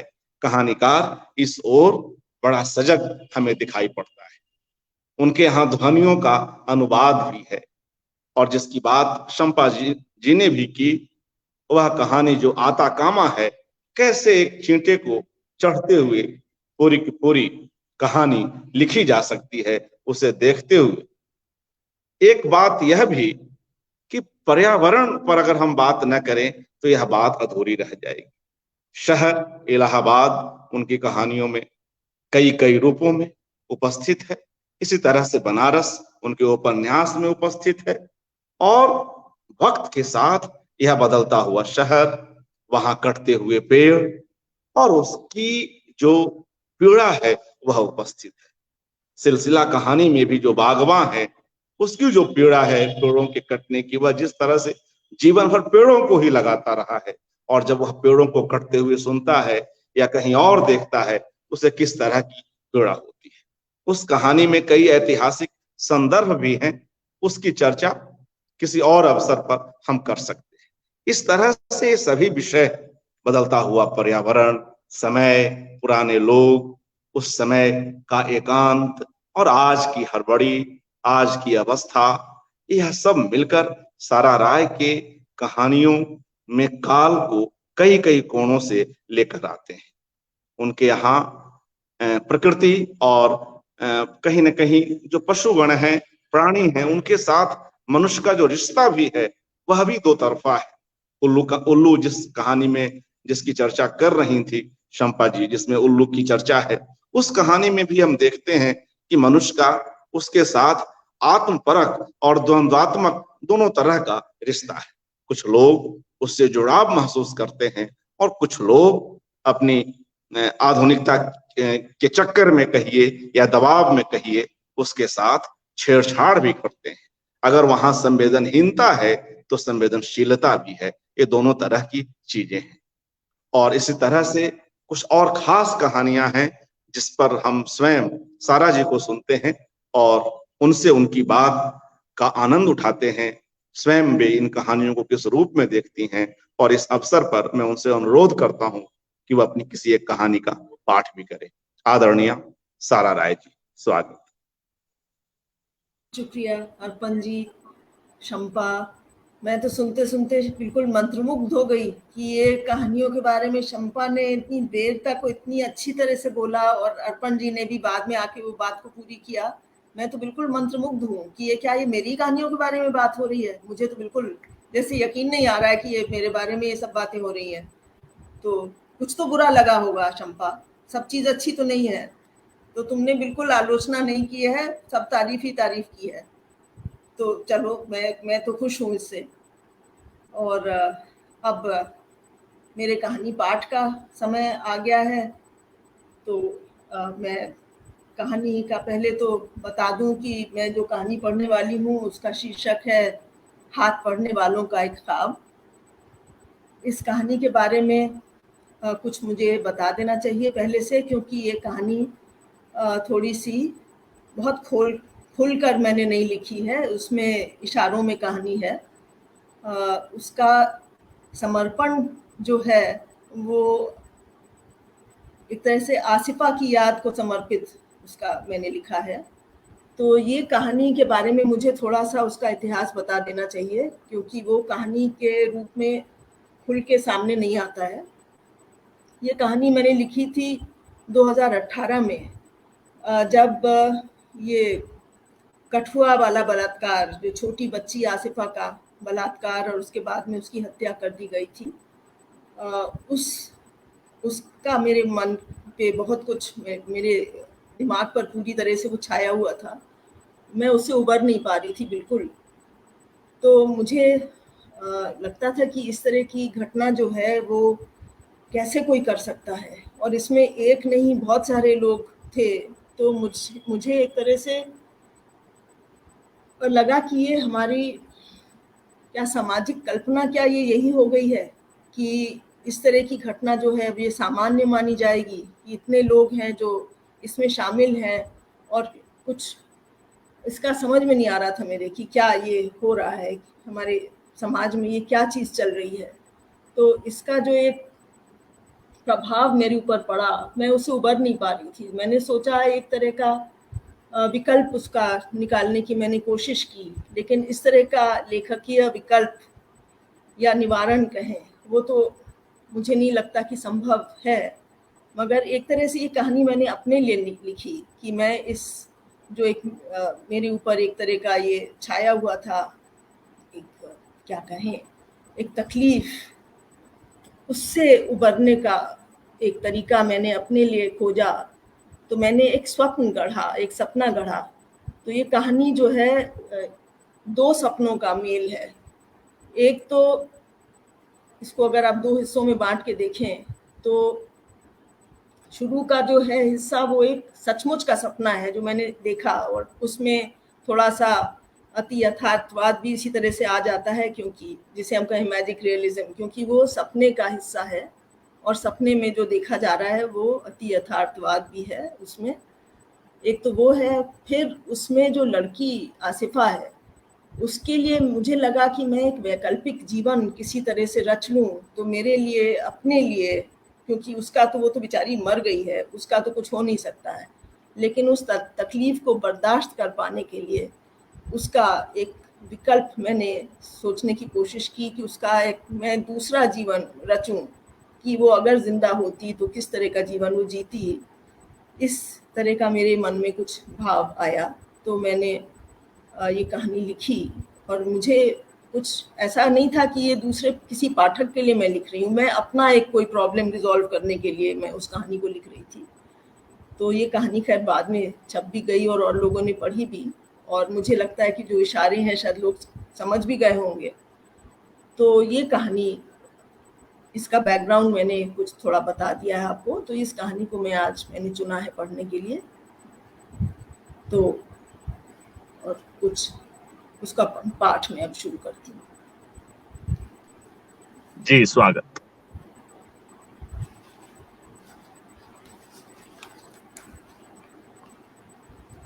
हाथ पढ़ने वालों का एक ख्वाब।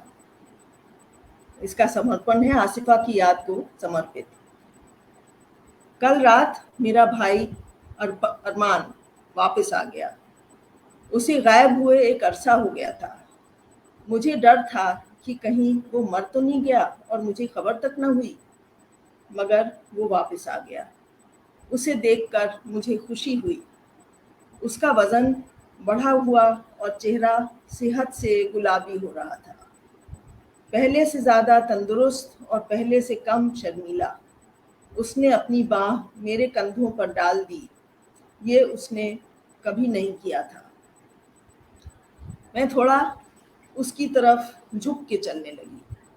उसे ये न लगे कि उसकी बाँह की वजह से मुझे कोई अड़चन है, कि उसे बाँह हटा लेनी चाहिए। हमारे बीच मोहब्बत का इजहार कम होता था। उन दिनों हम पहाड़ी पर लकड़ी के बने घर में रह रहे थे। मेरा कमरा नीची छत वाला और बहुत छोटा सा था। रात को मुझे वहाँ हवा की आवाज़ सुनाई देती थी। उस इलाके के ज़्यादातर घर पहाड़ी पर हवा के रुख को पीट किए खड़े थे। उनकी छतें टीन की थीं। टीन की छतें सूरज की तेज धूप में जलने लगतीं। गांव की औरतें अपने कपड़े पछाड़कर छतों पर सूखने को फैला देती। वो जगह रानीखेत नहीं थी, मगर लकड़ी का वो छोटा सा फाटक और खड्ड में उतरता हुआ रास्ता वही था जो रानीखेत में हुआ करता था। रास्ते पर वही साइन भी था, दलमोटिया वन विश्राम गृह, 5 किलोमीटर। पगडंडी की रेत अभी तक चमकीली और सफ़ेद थी। जमीन पर चीड़ के तिनके और रास्ते पर कटीली झाड़ियाँ बदली नहीं थीं। हम उस रास्ते पर चलते रहे कि थोड़ी देर में रेस्ट हाउस आ जाएगा, मगर हम रेस्ट हाउस नहीं पहुँचे। रास्ता एक सूखी नदी को जाता है। नदी में पत्थर ही पत्थर हैं, सफ़ेद पत्थर जो गोल और चिकने हैं। ये अरमान ने मुझे बताया। उसको न जाने ये सब कैसे पता था, जबकि वहाँ की रहने वाली तो मैं थी, वो तो अभी अभी आया था। लेकिन वहाँ सूखी नदी भी नहीं थी। हम एक खाली मैदान में पहुंचे। ऊंची ऊंची टिन की दीवारें खड़ी कर घेरा बनाया गया था। रोशनियां थीं और जोर जोर से बजता हुआ संगीत। कोई मेला होगा, मैंने सोचा। मेला ही लगता था। ताज्जुब, हमें जरा भी ताज्जुब नहीं हुआ कि सूखी नदी के बजाय हम इस शोर शराबे के मुकाम पर पहुंच गए हैं। रात थी। मुख्य दरवाजे के आगे एक और दरवाजा था। मुझे एक लड़की मिली जिसे मैं बहुत सालों पहले जानती थी। पता नहीं कब से मैंने उसे नहीं देखा था। उसने बांग्ला में मुझसे कहा कि टिकट खरीदने होंगे। अरमान बोला, तुम जाकर दुकानें देखो, कुछ चाहिए तो नहीं, मैं टिकट लेकर आता हूँ। सामने ही रंग बिरंगी दुकानें दिख रही थी। कुछ पर तिकोने लाल झंडे लहरा रहे थे। तुर्कमेनिस्तान के झंडे हैं, मैंने बिना सोचे हुए सोचा। वो टिकट की लाइन में खड़ा हो गया। मुझे ख्याल आया कि ये टिकट तो बेशक खरीद रहा है, मगर कोई और टिकट खरीदता हुआ नहीं दिख रहा। और सारी दुकानें तो बाहर ही हैं, तो हम अंदर जाके क्या करेंगे? सभी कुछ बाहर था। सारी दुकानें, झूले, तमाशे। एक बड़े से चरखी झूले पर बैठे लोग ऊपर जा रहे थे और नीचे आ रहे थे। एक हाथ से वे लगा कि वे सभी चश्मा लगाए हैं। एक हाथ से वे चश्मा पकड़े थे कि झूले की तेजी से चश्मा नाक पर से फिसल न जाए। दूसरे हाथ से वे झूले को थामे थे। उनके कपड़े हवा में उड़ रहे थे। मगर हवा तो है नहीं, मैंने सोचा। रुपहली पन्नी से कटे हुए अर्ध चांद मैदान के इर्द गिर्द घिरी टिन की दीवारों पर चिपके थे। चांद संकेत थे कि यहाँ दुकानें हैं। ज्यादातर दुकानें कपड़े बेच रही थीं। मुझे कहीं चमकीले गाउन दिखे, कहीं जूते। एक दुकान में बाल और दाढ़ी मूछें बिक रही थी। काले और सफेद जूड़े और चोटियां, फिर लंबी लंबी दाढ़ियां, काली या सफेद, हवा में लहरा रही थी। दुकानदार की तरफ मैंने देखा। यहाँ उम्र बिकती है, उसने मेरे पूछे बगैर ही मेरे सवाल का जवाब दे दिया। सफेद का दाम ज्यादा है, काले का कम। ले लो, सस्ता लगा देंगे। मैंने पलटकर अरमान की तरफ देखा। वो टिकट के बूथ पर खड़ा इधर उधर देख रहा था। बूथ पर बैठे टिकट बेचने वाले आदमी की तरफ नहीं, जाने किसका इंतजार कर रहा था, जबकि लाइन में उसके आगे कोई भी नहीं था। मैंने उससे पूछा कि वो अंदर के लिए टिकट क्यों खरीद रहा है। सारी दुकानें तो बाहर ही हैं। अंदर और दुकानें हैं, और उसने बेख्याली से कहा। मैं वहां से हट गई। फिर वो मेरे पास आया और उसने कहा कि टिकट मिल गए, 10-10 रुपए के। और उफ, कितनी भीड़ थी, मगर मुझे कोई भी नहीं दिख रहा था। हम गेट के अंदर घुसे। अंदर दुकानों और रोशनियों के बजाय हरी भरी ढलानें थीं। बारिश हुई होगी। 2 घोड़े, एक चितकबरा और एक सफेद, घास चर रहे थे। वे बीच बीच में मक्खियों को दुम की हल्की सी हरकत के साथ उड़ा देते। वहीं ढलान पर एक छोटी सी कब्र किसी बच्चे की है, मैंने सोचा। उस पर किसी का नाम लिखा था, मगर के बाद भी मैं पढ़ नहीं पाई कि वो किसका नाम है। सुबह थी, लेकिन रोशनी सुरमई थी। अरमान ने कहा, चलो बैठने हैं। अब मुझे एक बहुत ही बूढ़ी औरत बगल में खड़ी हुई नजर आई, जो शायद पहले से ही वहां खड़ी रही होगी। मैंने उसे आते नहीं देखा। वो चुपचाप बीड़ी पी रही थी। उसके बाल सफ़ेद थे और पतली पीली झुर्रीदार खाल ऐसी दिखती थी जैसे कि हवा चलने पर वो कागज की तरह फड़फड़ाएगी। जरा बचकर, उसने खरखराती हुई आवाज में कहा, जरा देख कर बैठना, कीचड़ में हाथ पड़ने वाले हैं, वो तुम्हारा हाथ पड़ने लगेंगे और इसके पहले कि तुम्हें पता चल पाए वे तुम्हारे लिए एक जिंदगी गढ़ देंगे। वो जिंदगी शायद तुम्हें पसंद ना आए। और तभी हमने देखा कि हमारे पास में ही काही रंग के कीचड़ का एक लंबा सा फैलाव है जिसमें सूखे पेड़ों के ठूंठ निकले हुए हैं। कीचड़ में कुछ लोग रेंग रहे थे। यही वे हाथ पड़ने वाले हैं जिनका जिक्र बूढ़ी औरत ने किया था, मैंने मन ही मन कहा। वे कीचड़ में इतना सन गए थे कि आसानी से नजर नहीं आते थे, मगर उनके मटमैले चेहरों में उनकी आंखें चमक रही थीं।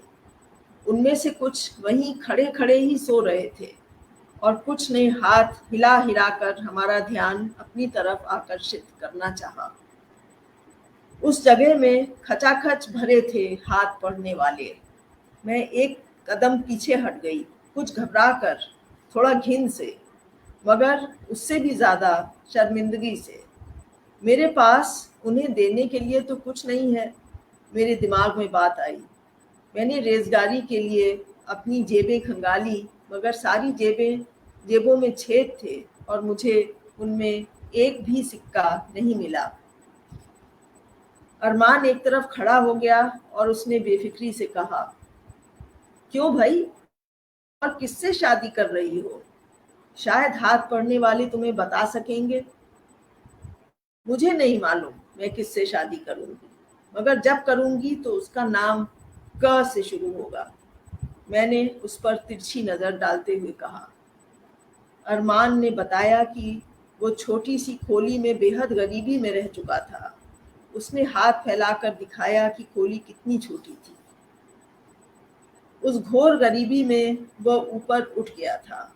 उसके पास अब 3 कमरों वाला घर था। उसमें एक बरसाती थी, एक बगीचा और फलों का एक बाग। उसकी एक पत्नी थी जो उसे प्यार करती थी और इस घर में एक बेटी भी थी। क्या हाथ पड़ने वाले उसके लिए इससे बेहतर जिंदगी इजाद कर सकते थे? वो हमारे पिता के साथ झगड़े के बाद घर छोड़कर चला गया था।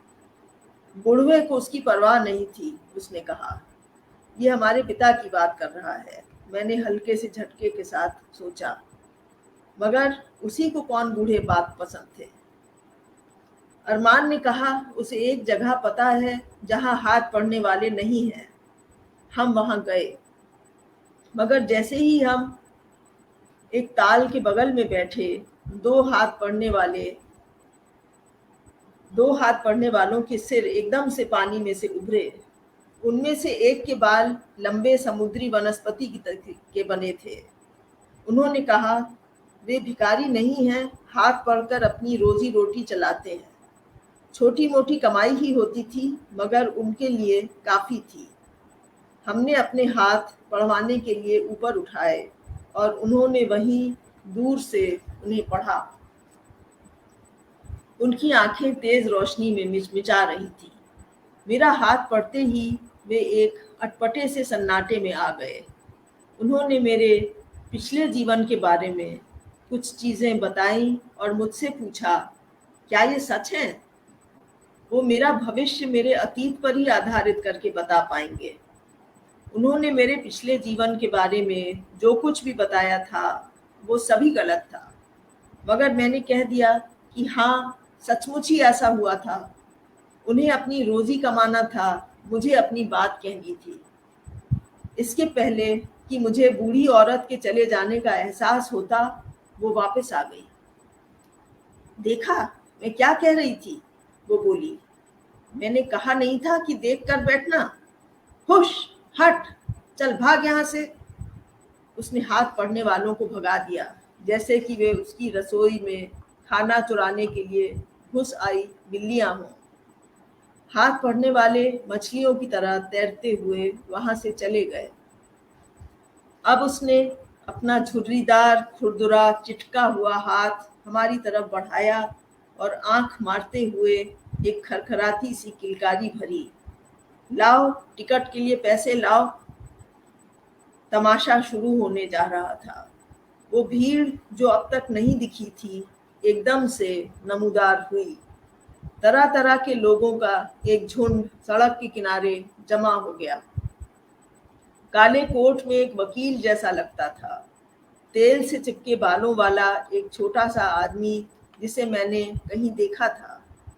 अरमान ने बताया कि वो किराने की दुकान के जोशी जी हैं। वो बाहर से आया था, फिर भी सब कुछ जानता था। एक औरत फूलों के छापे वाली छतरी लिए खड़ी थी। पानी नहीं बरस रहा था, न ही तेज धूप थी। लगभग सभी चेहरे धुंधले थे। मैंने भीड़ को अब तक देखा ही नहीं था क्योंकि वो एकदम खामोश थी। किसी एक जने ने भी कोई आवाज नहीं की। फिर मुझे एक बच्ची दिखी। वो कलाबाज लग रही थी। उम्र 8-9 बरस की होगी। उसका छोटा सा शरीर गठा हुआ कसरती था।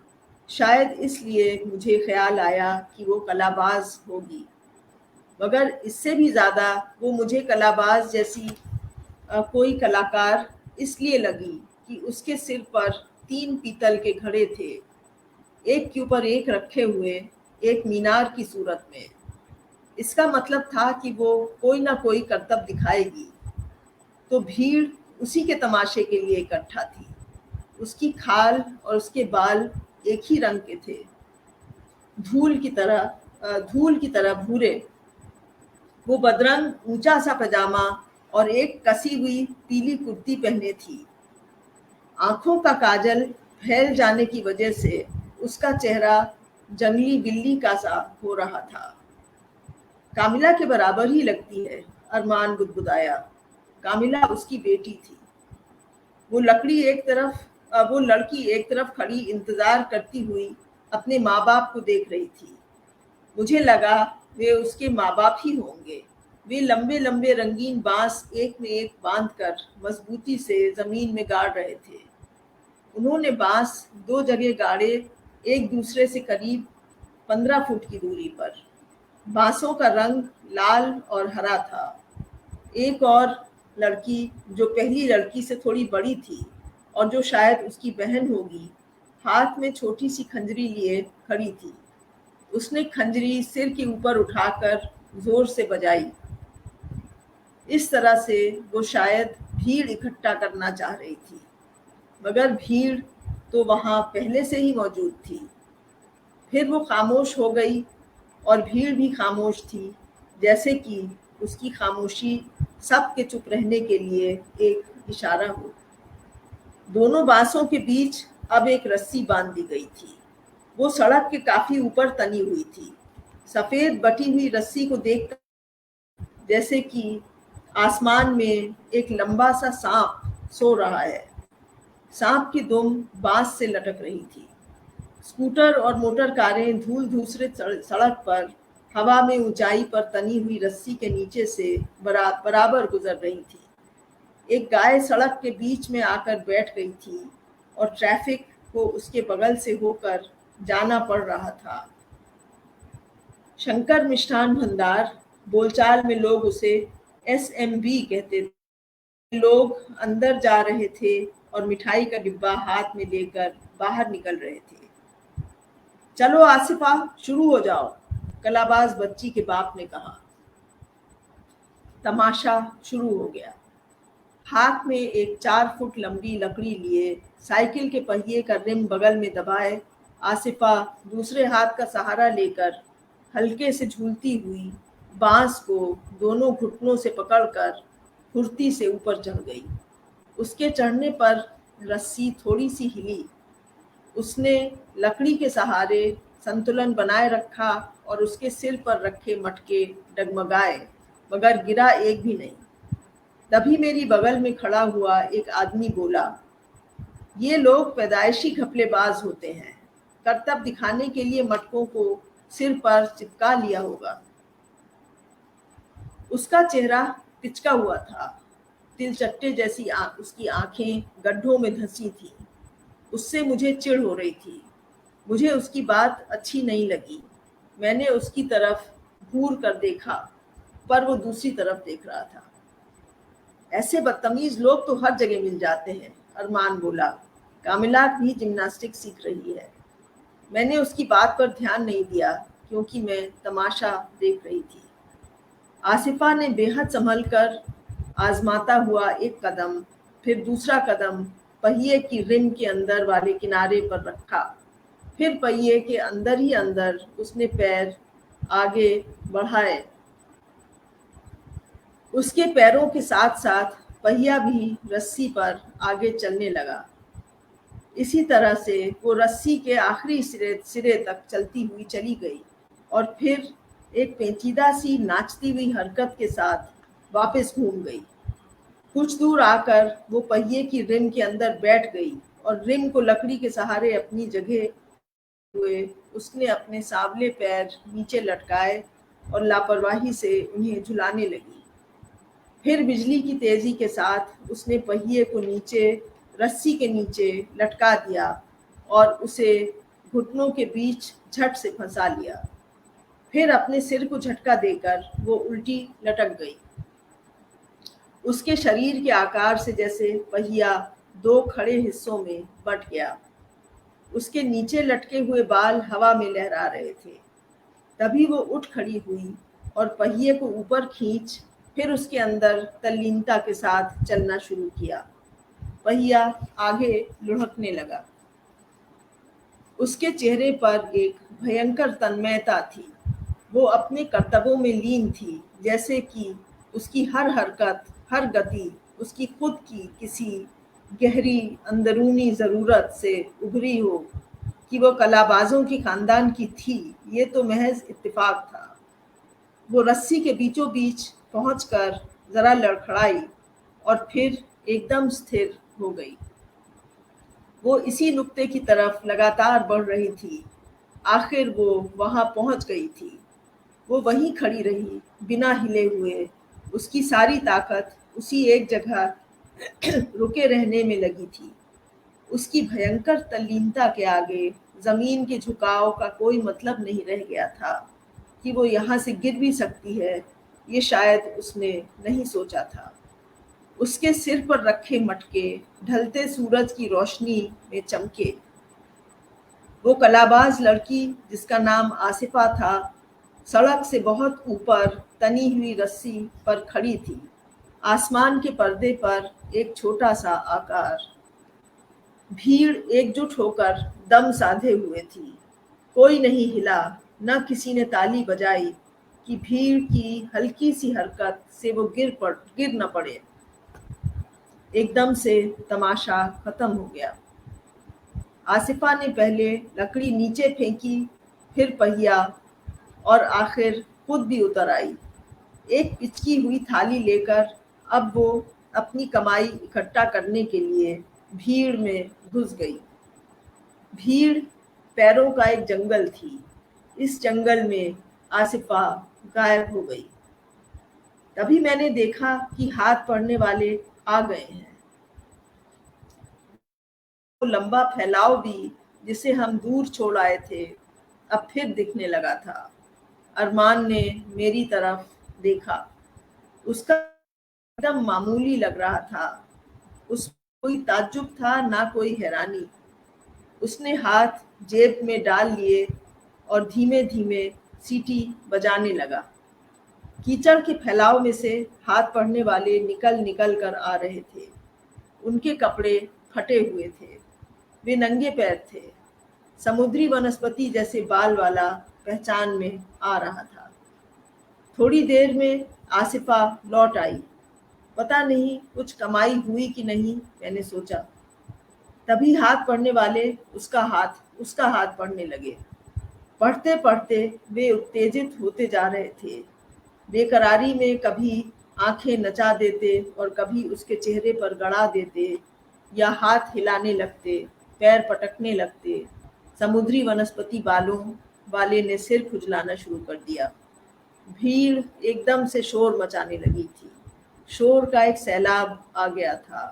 भीड़ कुछ कह रही थी मगर शब्द साफ नहीं थे। हाथ पढ़ने वाले कुछ नहीं बोले। मैंने उस हरे फैलाव की तरफ देखा जहां से वे आए थे। कीचड़ में बुलबुले उठ रहे थे। मछलियां, मैंने बेख्याली में सोचा। जब मेरी आंखें वापस लौटी तो हाथ पढ़ने वाले गायब हो चुके थे। हमारा अरमान और मैंने उन्हें भीड़ में ढूंढने की कोशिश, मगर वे कहीं नहीं दिखे। शुक्रिया। कहानी खत्म हो गई।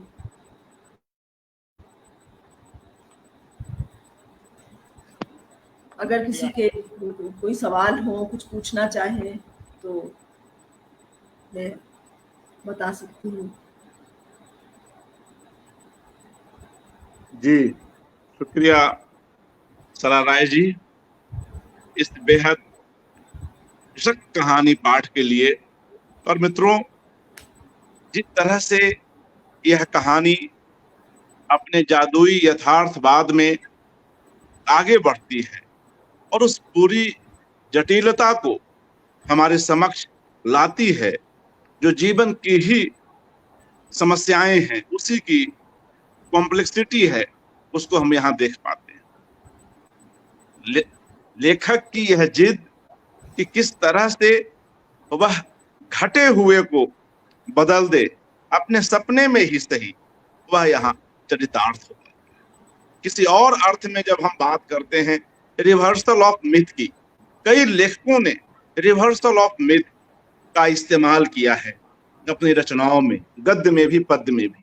यहाँ कहीं ना कहीं रिवर्सल ऑफ पास्ट भी हमें दिखाई पड़ता है। और यह कितनी सुंदर, कितनी सार्थक बात है कि रचनाकार यह कहता है कि यह कहानी हमने स्वयं के लिए लिखी। लेखक, कोई भी ईमानदार लेखक का जो प्रतिरोध है वह पहले उसके लिए होता है, बाद में वह लोगों तक संचरित। यहाँ भी हम यही देखते हैं कि वह जो रचनात्मक हस्तक्षेप है, किसी घटना से इस तरह से प्रभावित होना, इस तरह से पीड़ित होना और उसके बाद ऐसी सशक्त कहानी लिखना, यह कहीं न कहीं बेहद महत्वपूर्ण है और हमारे समय की एक खास और मजबूत कहानी है।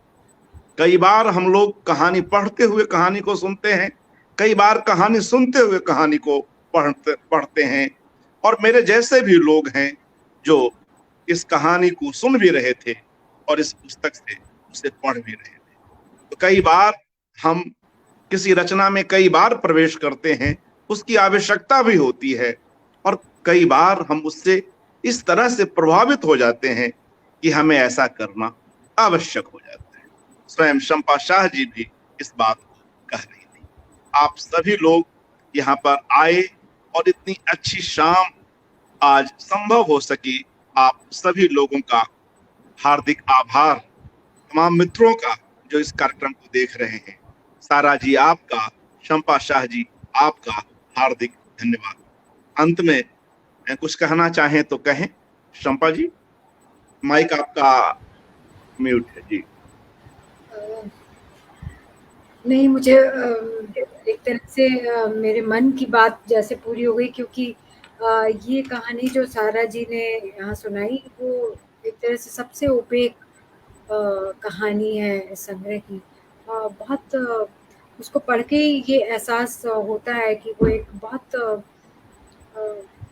अंतर्द्वंद से गुजरते हुए, बहुत जटिल किस्म की मनस्थिति से गुजरते हुए उसको दर्ज करती हुई कहानी है।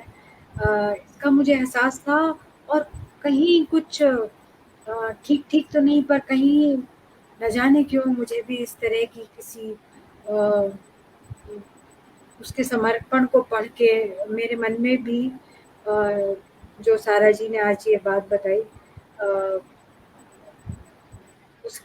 उसको जानकर, इस कहानी को समझने में उसको एक पर्सपेक्टिव मिला।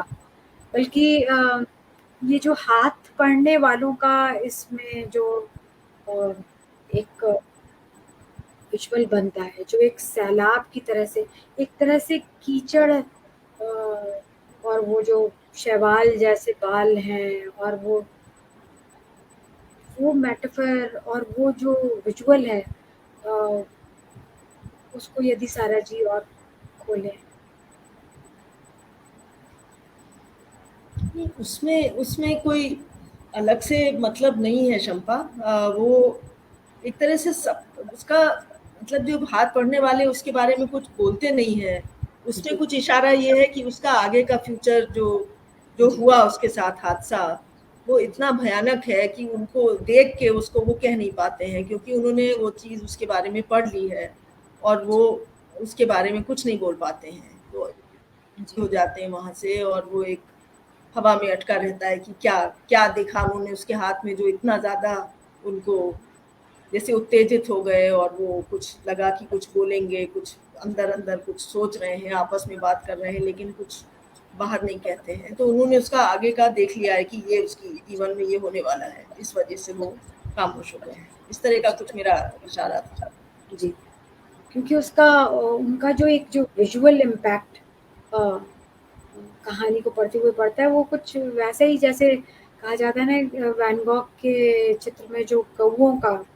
क्रोज ओवर वीट फील्ड वाला, जो उसी तरह से ये जो बिंब उनका लगातार कहीं से भी नमूदार होना और बढ़ते आना,